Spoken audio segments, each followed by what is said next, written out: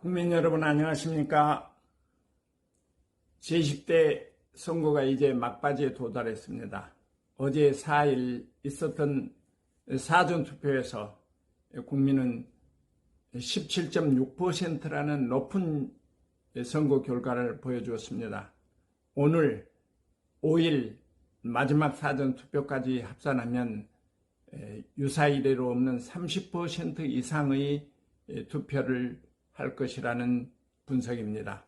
이 지지세를 두고 여와 야 간엔 서로 아전인수격으로 주장하지만 제가 생각할 때는 국민들이 자기 권리를 자각하고 이를 실천하는 결과가 아닌가 그렇게 생각합니다.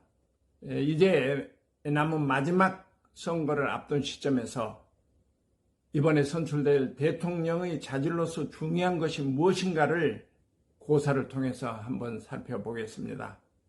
문재인 정부는 무능한 경제와 외교, 문제의 실패도 크지만 국민의 상식과 도덕적 기준보다 훨씬 못 미친 정치 지도자들의 언행이었습니다. 국민을 갈라치기 위해서 가치 기준이 집권층과 지지자들에게는 우선하고 반대 진영이나 일반 국민은 배제의 대상이 되었다는 것입니다. 문재인 대통령이 집권 초에 내세운 균등한 기회와 공정한 과정, 정의로운 결과는 오직 자기 편만을 위한 구호에 불과했던 것 같습니다. 조국과 추미애 등 공정하게 법을 지켜야 될 법무부 장관들의 내로남불은 이것을 대변해주고 있었습니다.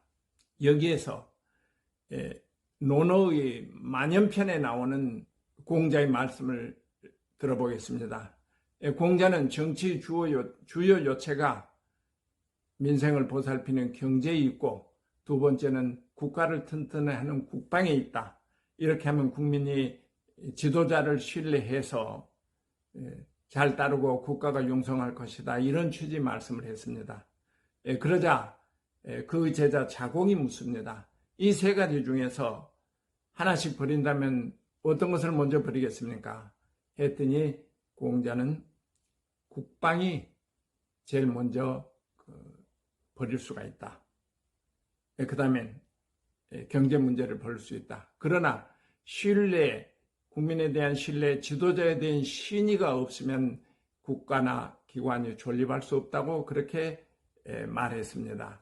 이것은 쉽게 표현하면 국가 경영에 있어서 국방 문제와 경제 문제에 다소 미비하더라도 국가와 지도자의 믿음이 없으면 국가 자체가 존립할 수 없다는 의미일 것입니다. 2500년 전 공자의 가르침이 현재 한국 사회에서 벌어지고 있는 정치 지도자들의 신뢰에 관한 중요한 경고라고 말씀드릴 수가 있습니다. 시간과 장소에 따라 말을 바꾸는 지도자를 국민이 신뢰할 수가 없고 이런 지도자를 가진 조직이나 국가 자체도 존립할 수 없다는 사실을 일깨워준 교훈입니다. 권력을 눈치를 보지 않고 사람에 충실하지 않는다는 윤석열 후보의 용기는 국민 모두에게 공정과 정의 그리고 신의를 내걸고 있는 것입니다. 그러나 법과 원칙을 기준으로 해서 국가를 경영한다고 해도 현 정부처럼 내 편을 확연하게 나눈 일은 결코 있어서는 안 된다는 예는 2000년 전 삼국시대의 초기의 제갈공명의 읍참마속에 의해서 볼 수 있습니다.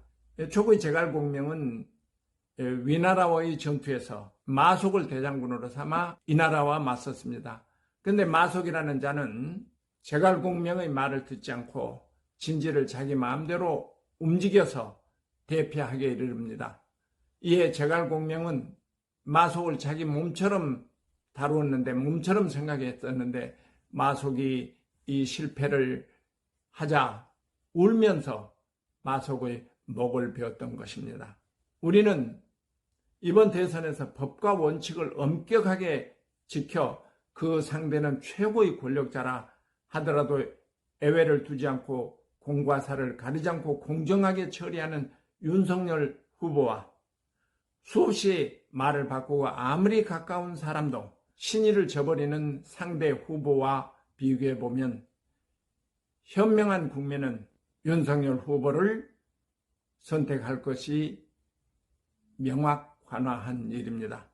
이번 선거를 통해서 가장 신의를 잘 지킬 수 있고 말을 지킬 수 있는 윤석열을 선택해서 국민이 언제까지 발전하고 번영할 수 있도록 하는 일에 함께 동참해 주시기를 바랍니다. 대단히 감사합니다.